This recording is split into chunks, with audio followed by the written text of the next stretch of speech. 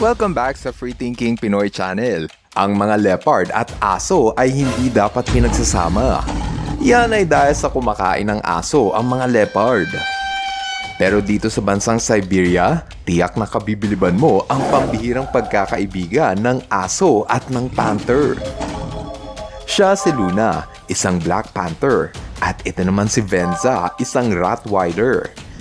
Maraming netizens ang napawaw sa mabuting ugnayan ng dalawang hayop na dapat ay magkaaway.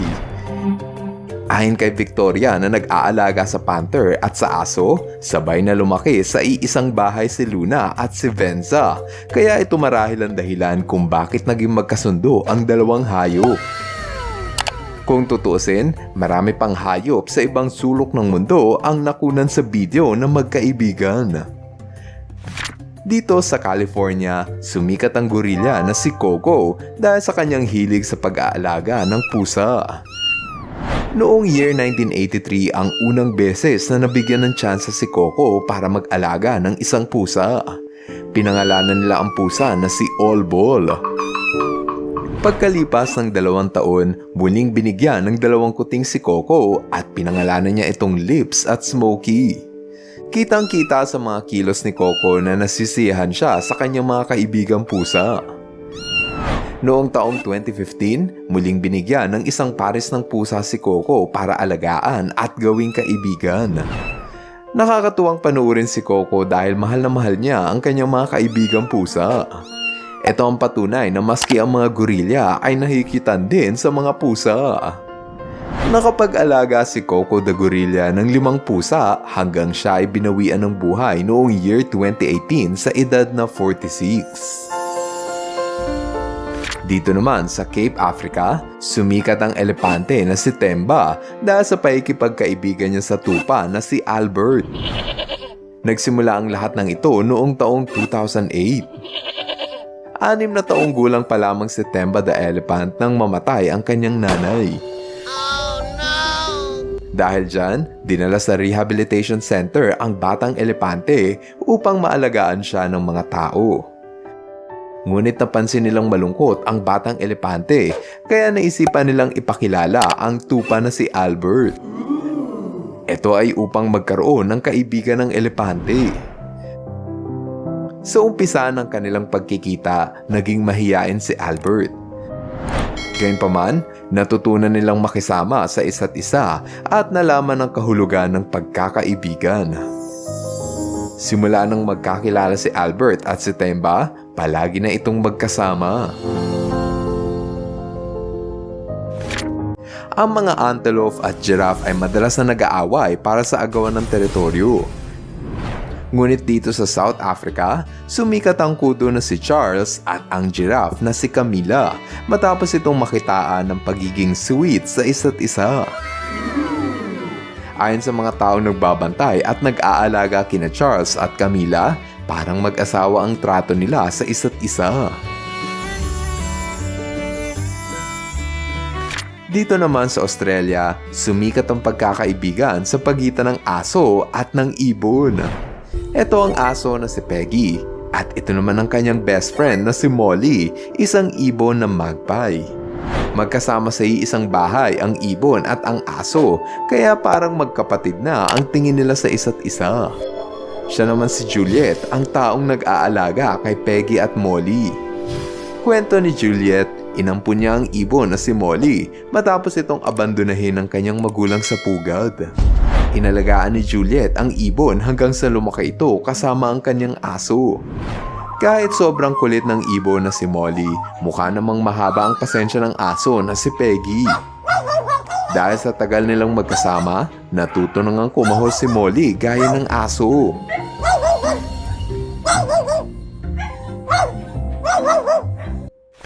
O ito, nakakita ka na ba ng magkaibigang kambing at rhino? Ito ang rhino na si Gertie at siya naman si Lami, ang kambing. Ayon sa kumuha ng video, palagi daw niyang nakikitang magkasama ang rhino at kambing, patunay na magkaibigan ang tingin nila sa isa't isa. Ito na ata ang pinaka-sweet na chimpanzee. Isipin mo yon, gusto pa niyang subuan ng kaibigan niyang kabayo. Naku po, wag naman sana ito ang unggoy na nag-aalaga ng kabayo para sakyan at sakupin ang buong mundo. Kung may paligsahan ng pinaka-cute na magkaibigan, pusta ko na ito ang mananalo. Saan ka pa nakakita ng baboy at kuneho na mapayapang nagsasama at sabay na kumakain? Hanggang sa lumipas ang panahon at malaki na ang baboy, walang nagbago sa kanilang pagsasama. Huwag lang sanang ibenta ang mga hayop na to para karnihin dahil sayang naman. Delikadong magkita ang landas ng aso at ng tigre. Pero sa pagkakataon na ito, mukha namang walang mangyayaring masama. Dito sa zoo sa China, marami ang hindi makapaniwala sa pagkakaibigan ng aso at ng mga tigre. Ayon sa may alaga ng aso, ang mga tigre na ito ay dumede sa nanay na aso, kaya parang kapamilya ang tingin nila rito.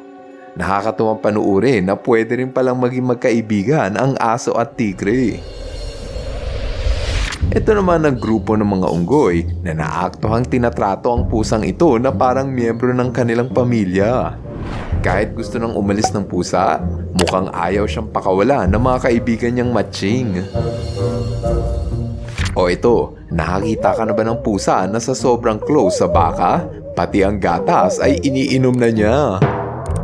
Wow, yan pala ang sekreto kung ba't matibay ang buto ng pusa.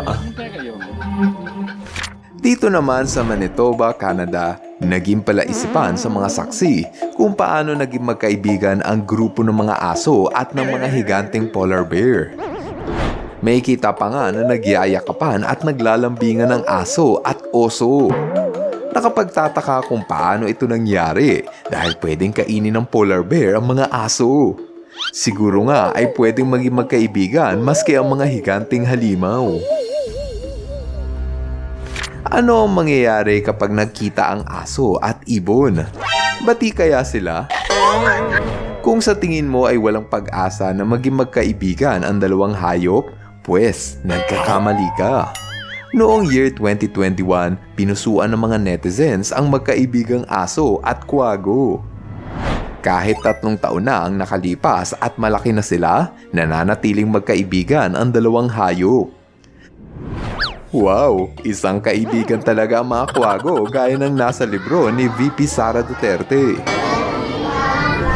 Para sa huling video, mapapanood nyo ang hayop na pinakamadaling makahanap ng kaibigan. Ito ang mga capybara. Maraming hayop ang hindi natatakot sa daga na ito, kaya komportable sila nakasama ito. Naaktuhan pa nga ang capybara na sumasakay sa likod ng buwaya. Huwag mo lang sanang pagtatabihin ang anaconda at capybara dahil mortal na magkaaway ang dalawang hayop na ito. Gayunpaman, kahit sino ay gustong maging kaibigan ng capybara. Teka lang muna guys, meron lang akong konting isa-shoutout. Hello kay Fern Catan. Hello rin kay Kit Fortune. What's up kay Mike Lorenzo. Shoutout kay Patrick Tan. Pedro David. Royet Coro. Sharpay Oliva at kay Winter Nieva. Ngayon, ipagpatuloy na natin ang kwentuhan sa iba pang mga hayop na kahit magkaiba sila ng lahi, nakuha pa rin nila ang maging magkaibigan. Eto at panuurin nyo. Nakakita ka na ba ng aso na may kaibigang dolphin? Nanganib ang buhay ng asong si Zeus matapos itong mahulog sa dagat na puno ng gutom na pating. Nakita ito ng dolphin na si Roxanne at siyang sumaklolo. Nang may papalapit na pating, bigla itong hinarangan ng magiting na dolphin. Para iligtas ang buhay ng aso, pinasakay ito ng dolphin sa kanyang likod at saka inihatid pabalik ng yate. Hindi ba't nakakatuwang makakita ng ganitong pagkakaibigan? Dalawang magkaibang uri ng hayop na hindi naman dapat magkasama, ngunit nakahanap ng paraan para maging magtropa. Sa sobrang lawak ng ating mundo, maraming istorya ang katulad nito. Gaya na lang ng aso na to na nakuhang makipagkaibigan sa pusa. Kapag sinabing aso at pusa, agad nating naiisip na sila ay magkaaway. Ngunit sa pagkakataon na ito, naging kasangga ni Muning ang cute na asong golden retriever. Maski ang mga kuting, Tinratong kapamilya ang aso. Magkatabi pa nga sa higaan. Ito naman ang jaguar na akala mo ay kinakain yung aso. Ang totoo dyan, ang jaguar at ang asong ito ay magkaibigan. Alam naman natin na kayang kumain ng aso ang jaguar. Pero ibahin mo ang jaguar na si Jag at ang aso na si Bullet. 6 na buwang gulang pa lamang si Jag nang makilala niya ang aso na si Bullet. Simula pa lang ng kanilang pagkikita, magkasundo na agad ang dalawa. Pagkalipas ng 5 taon, hindi nagbago ang kanilang pakikitungo. Hindi mapaghiwalay ang dalawang ito at palagi pa rin silang naglalaro.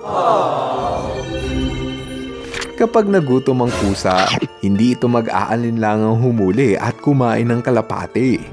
Pero meron ding mga pusa na sa halip na saktan ng ipon, mas gusto nila itong gawing kalaro. Gaya ng pusa na ito na walang ginawa sa maghapon kundi ang makipagharutan sa kalapati. Hindi sila nagkakasakitan, kaya siguro magkaibigan nga ang dalawang ito. Huwag mong pagtatabihin ang pagong at aso. Mahilig kasing mangagat ang pagong at palagi namang piko ng mga aso. Pero sa matutunghayan nyo, pwede palang magsama ang dalawang hayop na ito. At hindi lang basta magsama, naging matalik pang magkaibigan. Ito ang tortoise na si Tilly G at ito naman ang aso na si Skippy. Tuwing umaga, palagi naglalaro si Tilly at Skippy na parabang hindi nauubusan ng energy. Ayon sa may-ari sa pagong at aso, hindi raw niya ito pinaghihiwalay. Nagiging malungkot raw kasi ang pagong sa tuwing hindi niya nakakalaro ang kaibigan niyang aso. Delikado ang mga squirrel kapag may gutom na pusa. Sila kasi ang matinik na hunter ng mga butuit. Pero bakit parang iba ang relasyon ng pusa at squirrel na ito? Mukhang dabber cats ata ng pusa yung squirrel. Nakakaawa ang sinapit ng aso na ito sa gutom na tigre. Kaya naman sa tuwing nakikita ng tigre ang mga aso, agad silang napapasigaw sa takot. Ngunit dito sa isang farm sa Slovakia, mapayapang nagsasama ang aso na si Kenny at ang tigre na si Baloo. Ang cute nilang panuurin na magkasundo at hindi nag-aaway. Sabi nila, mortal na magkaaway ang pusa at baka. Pero pag napanood mo ito, maiisip mong mahirap maniwala sa mga sabi-sabi. Gaya ng baka at pusa na ito, natalo pa ang magjowa sa sobrang kaswitan. Nakakita ka na ba ng seal at aso na magtropa? Ang cute nila, no? Gusto niya pang yumakap.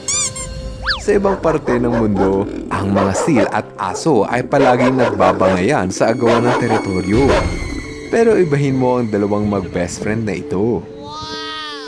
Sa maniwala ka man o hindi, pwede ring maging matalik na magkaibigan ang pusa at unggoy. Ayon sa kumuha ng video, namatay raw ang nanay ng batang unggoy, kaya ang pusang ito ang humalili bilang bagong magulang. Kung tutuusin, magkaaway naman talaga ang pusa at unggoy, kaya ang makakita ng ganitong pagkakaibigan ay sobrang espesyal. Maski ang mga aso, takot sa mga rhinoceros. Pero hindi lahat ng aso ay takot sa rhino, ha? Ang halimbawa nito ay ang aso na si David.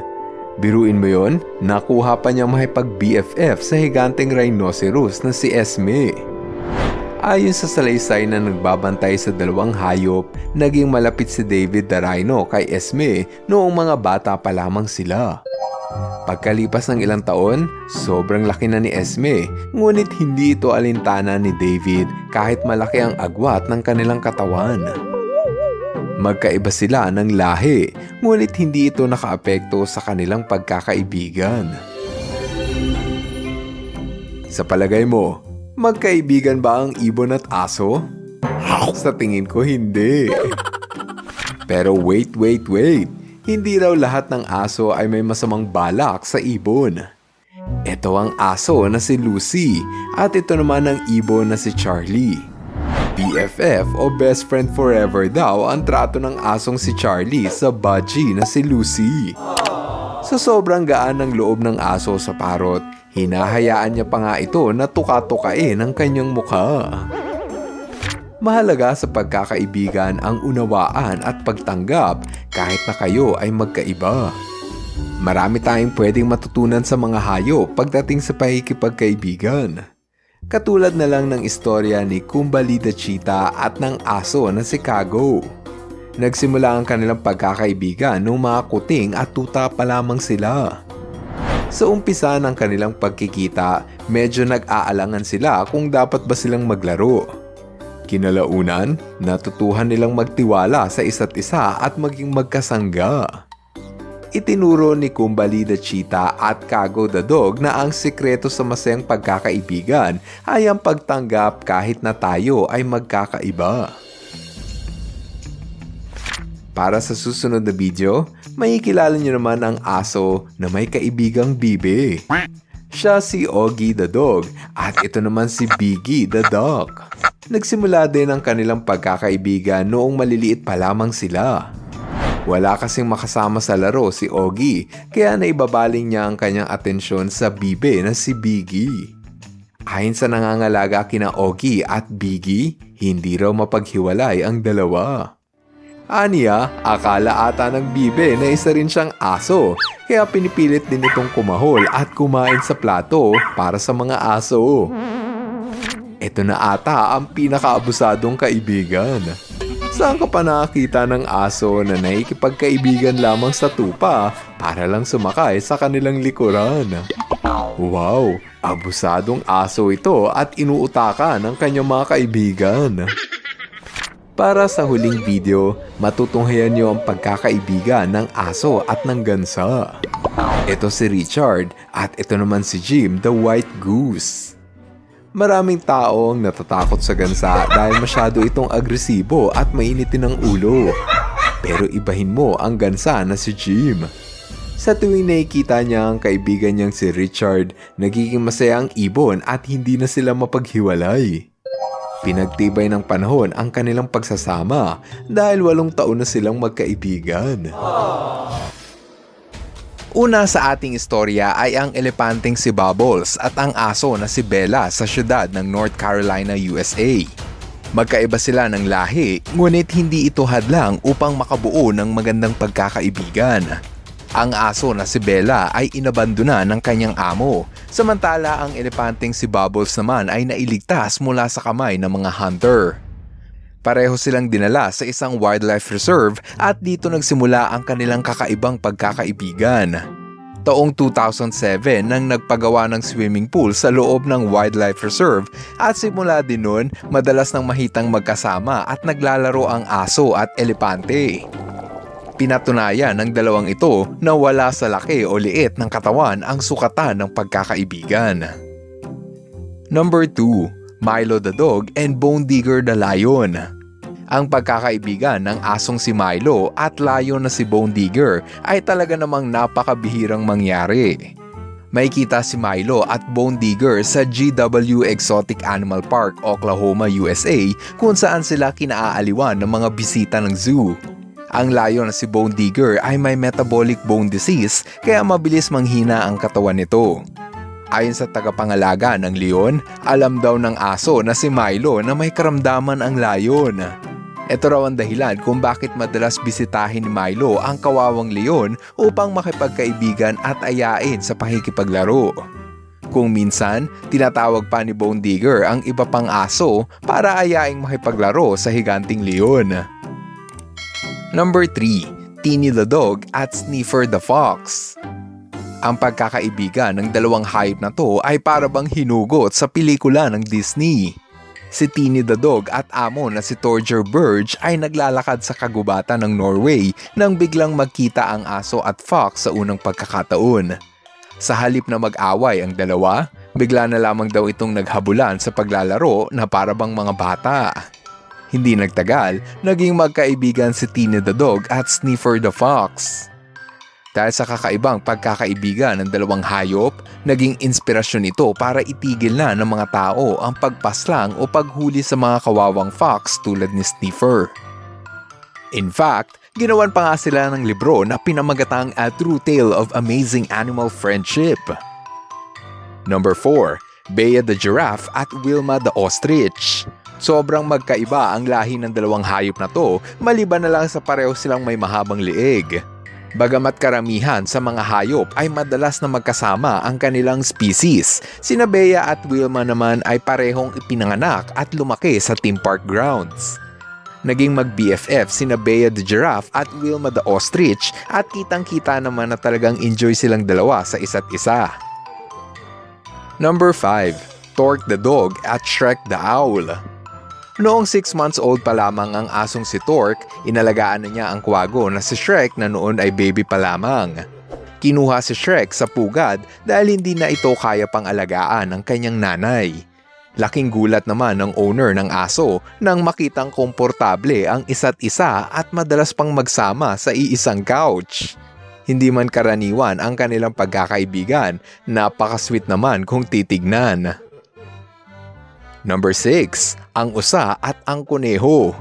Ang dalawang ito ay nakuhanan ng isang photographer at animal scientist na si Tanja Ascani. Napansin kasi niya na tila ba masayang naglalaro ang dalawang hayop na pawang kakaiba sa animal behavior. Ang kanilang bond ay walang nakakaalam kung paano nagsimula. Sa lahat nga daw na nakuhanan ng kamera ni Ascani, ang pagkakaibigan ng usa at kuneho na to ang pinakapaborito niya sa lahat. Number 7, pusa at ang fox. Nakuna noong 2011 sa Vaughan Lake, Canada, ang pusa at fox na tila ba magkaibigan at hindi nag-aaway. Nagumpisa silang mamataan habang kumakain ng isda na binigay ng mga mangingisda. Simula noon, madalas na silang nakikita naglalaro at naghaharutan na parang magkapatid na hayop. Number 8, Manny the Wild Boar at Candy the Dog. Si Manny na ata ang pinakamaswerteng baboy ramo simula nang matagpuan siya sa Germany na gutom at tila iniwan na ng kanyang ina noong 3 weeks old pa lamang ito. Pinakain at inalagaan na ng Dollhouse family ang wild boar na si Manny at pinakilala sa kanilang aso na si Candy.